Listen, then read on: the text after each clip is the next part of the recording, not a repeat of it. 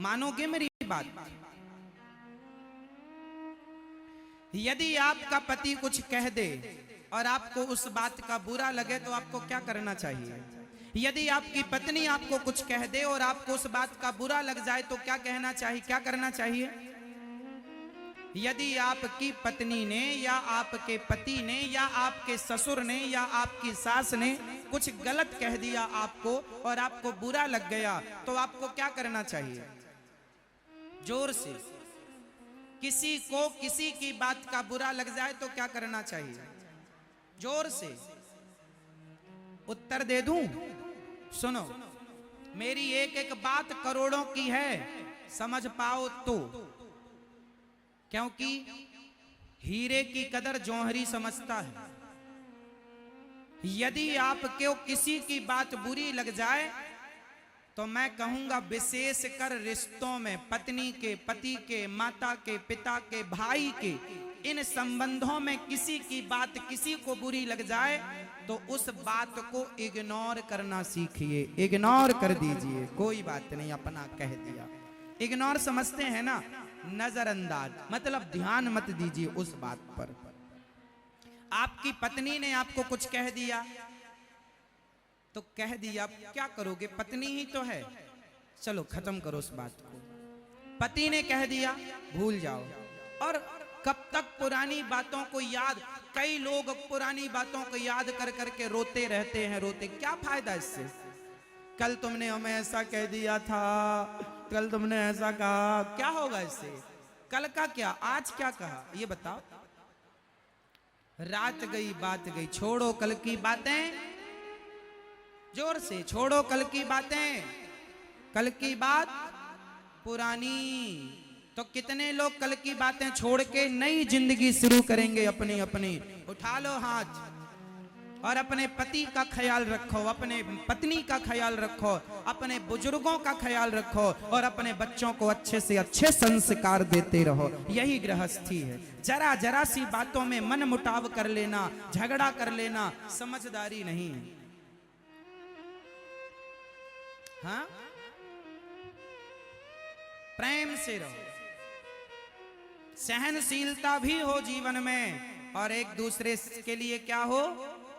प्रेम। एक दूसरे से क्या हो? प्रेम भी हो।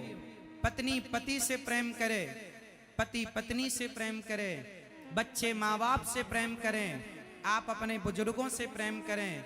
प्रेम जीवन में बहुत महत्वपूर्ण वस्तु है, महत्वपूर्ण है, जरूरी है।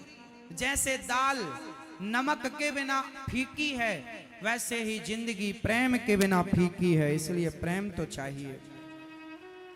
हम आप लोगों के बीच में आए हैं केवल आप लोगों के प्रेम के कारण। आप लोग यहाँ आए हैं केवल प्रेम के कारण। ये पांडाल किसके बल पर भरा हुआ है? आप जैसे भक्तों से। केवल भक्त और भगवान का प्रेम ही तो है ना बीच में, प्रेम ही तो है। तो प्रेम बड़ी चीज है।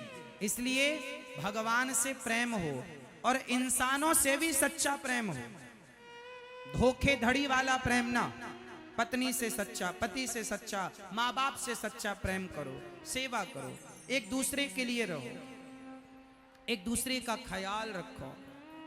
तो आप में से आज से कितने पति पत्नी में झगड़ा होता था पहले, जरा बताओ। आप में से किन पति पत्नी का झगड़ा होता है? ज्यादा हाथ उठाओ।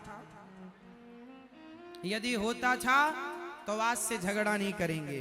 पति कुछ कहेगा, आप चुप रहिए। मैया तुम अभी चुप नहीं रह पा रही हो, घर में कैसे रहोगी मेरी मां? पति कुछ कहे तो क्या करना है आपको? डे बोले चुप्पी टाप, चुप रहो। क्या रहेंगे? चुप। पत्नी कुछ कहे तो चुप रहो। अच्छा बताओ, मैं आपसे लड़ लूं, आप मेरे से लड़ लें, इसमें लाभ किसका है? पति और पत्नी में झगड़ा होता है, इसमें लाभ किसका है? जरा बताओ, जोर से बताना। लाभ किसका है? पति का या पत्नी का? मैया कह रही है पति का क्या लाभ है? हाँ, किसी का लाभ नहीं है। नुकसान आपका है, समय बर्बाद किया आपने। समाज ने आपको लड़ते झगड़ते देखा तो समाज आपकी हंसी उड़ाएगा। और एक बात और बता दूं गृहस्थी के लिए, अपने घर की बातें कभी किसी पड़ोसी को ना बताया करो, कभी किसी रिश्तेदार को ना बताया करो। क्यों? ये दुनिया आपके घर की बातें रो रो करके सुन लेती है और आपके जाने के बाद ये दुनिया हंस हंस कर बताती है तुम्हारे घर के बारे में कि तुम्हारे घर में ये चल रहा है। अपने अपने घरन का दुख ना कहियो रोए, सुन इठले हैं लोग सब बांट न ले हैं कोई। आजकल जरा जरा सी बातें सास जाकर पड़ोसन से बोल देती है, बहू जाकर पड़ोसन से बोल देती है। कल को तो तुम एक हो जाओगे, लेकिन जमाने को बताओगे, जमाना सारी जिंदगी ताने मारेगा कि तुम्हारे घर में ऐसा है। इसलिए अपने घर की बातें कभी किसी को, पति पत्नी की बातें, पति पत्नी के बीच का झगड़ा किसी से ना कहो, सास बहू का झगड़ा किसी से ना कहो, और प्रेम मोहब्बत से जिंदगी जियो। तो आज से किसकी गृहस्थी प्रेम मोहब्बत से चलेगी, जरा मुझे बता दो। झगड़ा नहीं, कोई लड़ाई नहीं, कोई ईर्ष्या नहीं। तो पति कुछ कहेगा, पत्नियां क्या करेंगी आज के बाद? पति गाली दे, मानो पति झगड़ा करे तो पत्नियां क्या करेंगी? जोर से क्या करेंगी? चुप रहेंगी।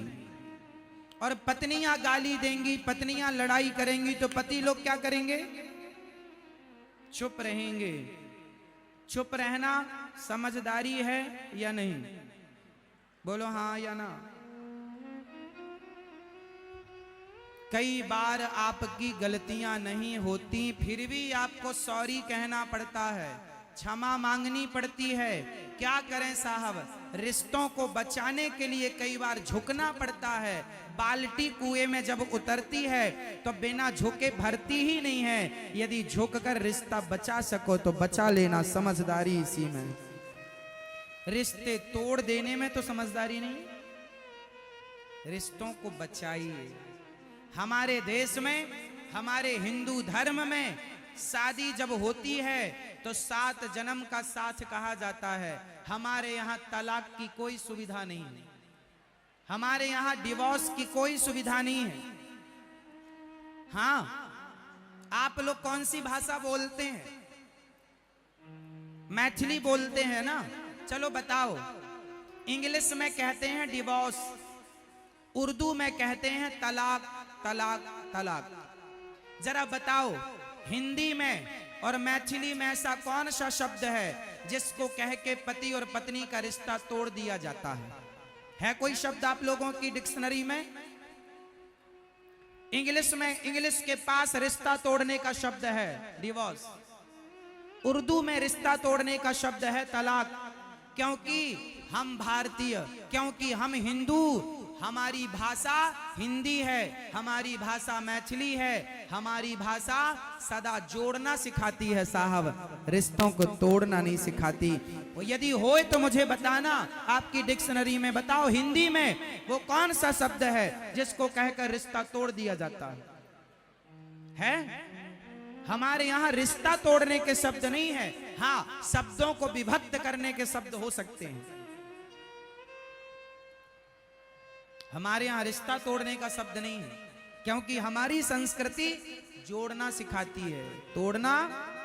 हमारे यहाँ पति पत्नी 7 जन्म के लिए होते हैं। पति कैसा हो, अंधा लंगड़ा बहरा। अरे मर गया था पति, मरे पति को यमराज के पास जाकर ले आई सती सावित्री।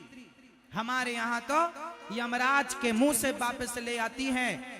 ऐसी ऐसी पत्नियां हैं जो ब्रह्मा विष्णु महेश गए परीक्षा लेने, तीनों को बच्चा बना दिया पातिव्रत धर्म के बल पर। अनसुईया माता उनका नाम है। ऐसी पतिव्रता नारी। अरे मिथिला की एक लड़की है, एक बेटी है जो इस धरती की सबसे श्रेष्ठ पतिव्रताओं में एक है। बताओ क्या नाम है? माता, माता सीता। आपकी बेटी आपके मिथिला की माटी से पैदा हुई बेटी माता सीता, उनके चरित्र पर जमाने ने उंगली उठाई। अंत में माता ने अपनी पवित्रता के लिए प्रमाण दिया कि हे पृथ्वी माता, यदि मैं गंगा की तरह पवित्र हूं, अग्नि की तरह पवित्र हूं, तो मां मुझे अपनी गोद में स्थान